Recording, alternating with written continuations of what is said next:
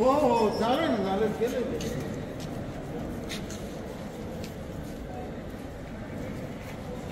चालू झालंय का? जे योग्य वाटतील तेच कॅन्डिडेट करा. Thank you thank you thank you. हो कारण त्याच्यानी मेसेज जाणार आहे ना.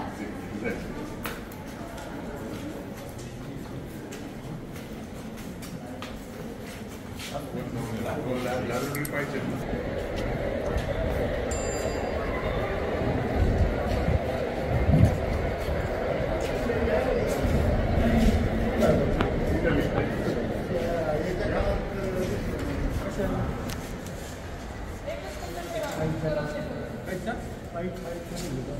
फाईट दिवशी ना बंदी काय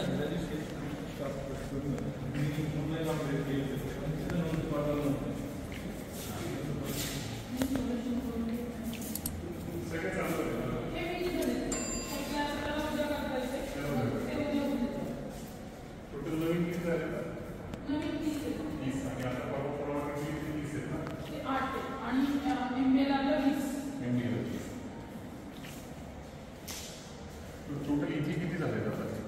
इथे महिला 60ची. काय आपण नवीन काय सुरू करतोय? इथे MCS BCS अशा दोन्ही अनुषंगाने आहे. हां, कोणती नावं साहेबांचं काय? प्रवेश सुरू केलेत. आपण नवं काय करतो BCS आणि MCS जे आहे ना, ते आपण इथे नवीन लायब्ररी चालू करतो. ही जी खेड तालुका शिक्षण प्रसारक मंडळाची नवीन बिल्डिंग आहे, ह्याच्यामध्ये कुठले कुठले कोर्स आहेत ते नव्याने चालू करतो यावर्षी, त्याच्याबद्दल माहिती आहे? पॉलिटेक्निक कॉलेज, त्याच्यात फास्ट ट्रेंड आहे, त्याच्यानंतर MBA आहे, त्याच्यानंतर BCS, MCS आणि BBA असे सगळे प्रोफेशनल कोर्सेस जे आहेत ते नवीन बिल्डिंगमध्ये करण्याचा विचार आहे. एका कोर्सेससाठी किती विद्यार्थ्यांना संधी मिळू शकते शिकायला? आता त्याची इंटेक कॅपॅसिटी प्रत्येक कोर्ससाठी ठरलेली आहे. AICTE पॉलिटेक्निकची 30 प्रत्येक कोर्स आणि MBAला जे आहे त्याला 60 मिळालेली आपल्याला सध्या. आणि MCSला 30 आहे. आमच्या या अपर्णा कुलकर्णी मॅडम आहेत, त्या BCS आणि MCSचं काम पाहतात आणि काही माहिती पाहिजे तर टेक्निकली त्यांना विचारा. आपलं आता BCSच्या 2 तुकडे आहेत. FYच्या 2, SYच्या 2 आणि TYच्या 2.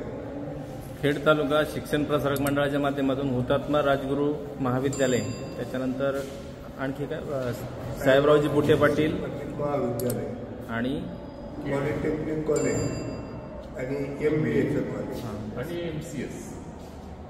बऱ्याच वेळा तालुक्याच्या ग्रामीण भागातील मुलांना शहरातली फी परवडत नाही, म्हणून त्यांचं शिक्षण त्यांच्या आवडीनुसार होत नाही.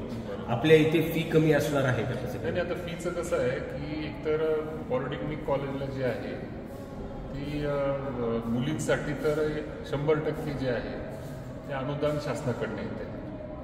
मुलींना फी हा विषय राहणार नाही.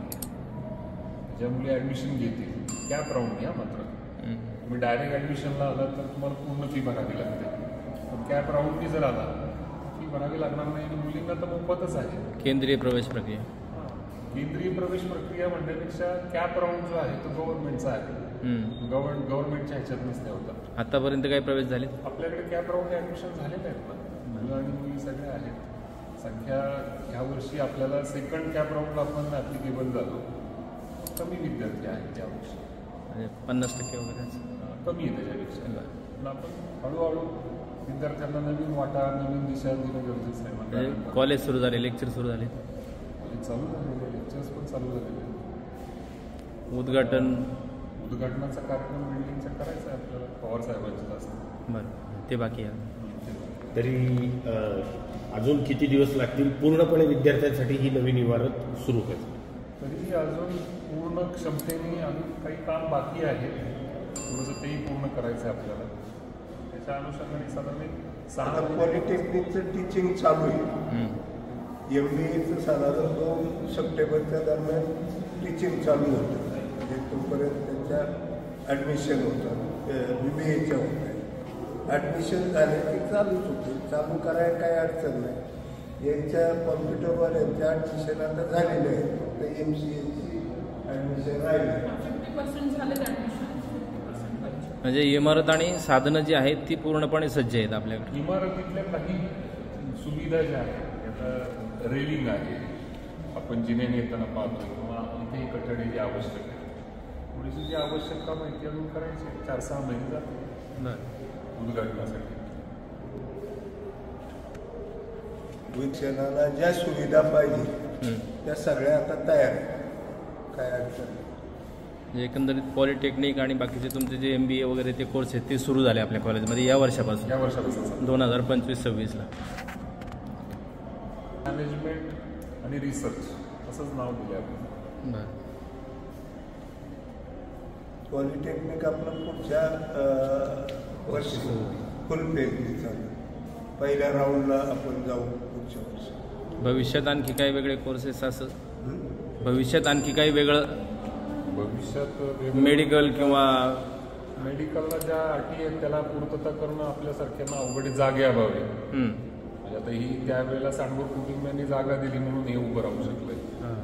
आज कोणी जर लोक तशी समाजातली पुढे आली आणि जागा दिली तर निश्चित आपल्याला आणखी सगळ्या गोष्टी करण्यासारख्या आहेत ग्रामीण भागातल्या विद्यार्थ्यांसाठी, सगळ्या शैक्षणिक. किंवा शासनानं ही जी गायरान आहे ही शैक्षणिक संस्थांना आणि क्रीडा संकुलना हे शासनाने ही गायरानं द्यावी असं एक मागणी आहे. मागणी राहते.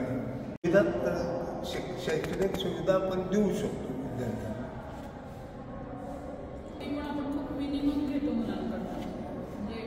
जेणेकरून तालुक्याच्या ग्रामीण भागातील बाहेरच्या कुठल्याही कॉलेजपेक्षा आपली फी खूप मिनिमम. आता हा कुठला वर्ग आहे? हा MSc कम्प्युटर सायन्स आणि BSc कम्प्युटर सायन्सची प्रॅक्टिकल आहे. बरं. हे सगळं साहित्य नवीन आहे. हो, नवीन. किती विद्यार्थी बसू शकतात इथे at a time 60 to 70 students बसू शकतात. आणि ॲडमिशन किती झाली यावर्षी? फर्स्ट इयरला 125, सेकंड इयरला 134 आणि लास्ट इयरला 120.